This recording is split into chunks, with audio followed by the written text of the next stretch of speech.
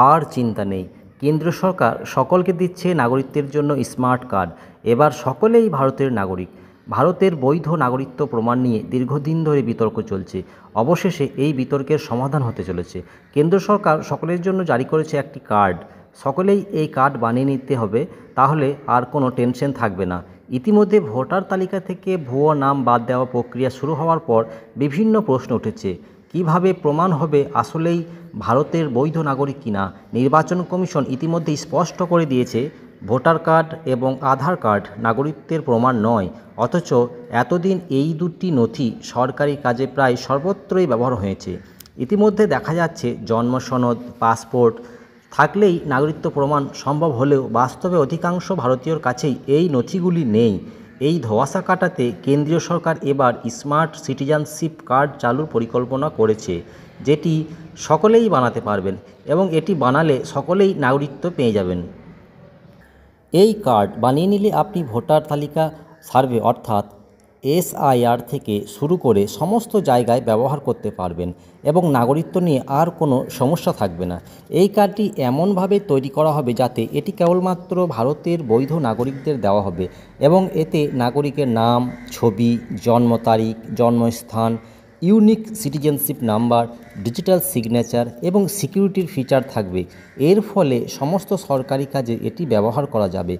ইতিমধ্যে সংসদে এই নিয়ে বিতর্ক শুরু হয় এবং এরপরেই তৃণমূল সাংসদ মালা রায় নাগরিকত্ব সংক্রান্ত প্রশ্ন তুললে কেন্দ্রীয় স্বরাষ্ট্র মন্ত্রক জানায়, সংশোধিত নাগরিকত্ব আইনের মাধ্যমে কেন্দ্র সরকার প্রতিটি নাগরিককে নথিভুক্ত করার এবং সবার জন্য বাধ্যতামূলক সিটিজেনশিপ কার্ড দেওয়ার ক্ষমতা পেয়েছে।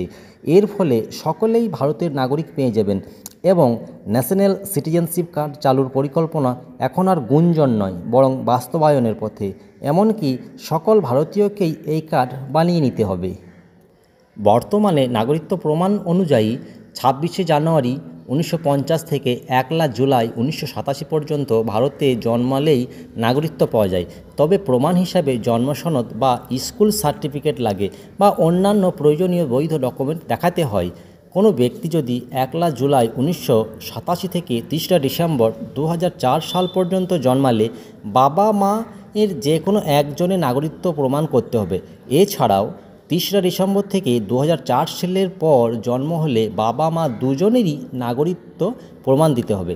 এছাড়া বলা হয়েছে ভোটার কার্ড এবং আধার কার্ড নাগরিকত্বের প্রমাণ হিসাবে ধরা হবে না, সেগুলি কেবলমাত্র পরিচয়পত্র হিসাবেই ধরা হবে। কেন্দ্র সরকার এবার নতুন করে স্মার্ট কার্ড চালু করতে যাচ্ছে, যেটি কেবলমাত্র ভারতীয় পরিচয়পত্র নয়, এটি ভারতের নাগরিকত্বের পরিচয়পত্র দেবে।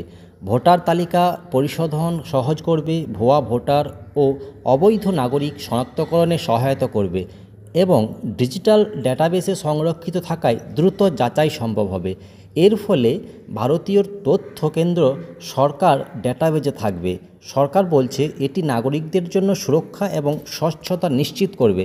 তবে বিরোধীরা আশঙ্কা করছে এর অপব্যবহার করে সাধারণ নাগরিককে হয়রানি করা হতে পারে। তবে এটি চালু হলে জনসাধারণের মনে দুশ্চিন্তা কমবে এবং সকলেই নিশ্চিন্তে থাকতে পারবে। এই স্মার্ট কার্ড আসার ফলে ব্যাপক পরিবর্তন ঘটবে এবং আধার কার্ড বা ভোটার কার্ড দিয়ে কেউ আর নাগরিকত্ব যাচাই করতে আসবে না। কেবলমাত্র স্মার্ট কার্ড থাকলেই সে ভারতের নাগরিক, এটা প্রমাণ হয়ে যাবে। এই স্মার্ট কার্ড বানানোর প্রক্রিয়া ইতিমধ্যে শুরু করা হবে এবং 2026 সালের মধ্যে সম্পূর্ণ বাস্তবায়নের সম্ভাবনা থাকলেও প্রথম ধাপে পাইলট প্রজেক্ট শুরু হতে পারে। নাগরিকত্ব প্রমাণ নিয়ে এতদিন বিভ্রান্তি কাটাতে এই কার্ড বড় ভূমিকা রাখতে পারে। তবে এর ইস্যু ও বিতরণ প্রক্রিয়া নিয়ে এখনও বহু প্রশ্ন রয়ে গেছে, যা সরকারি ঘোষণা প্রকাশ পেলেই পরিষ্কার হয়ে যাবে। ধন্যবাদ বন্ধুরা। পরবর্তী খবর নেওয়ার জন্য আমাদের এই চ্যানেলটি সাবস্ক্রাইব করে পাশে থাকবেন।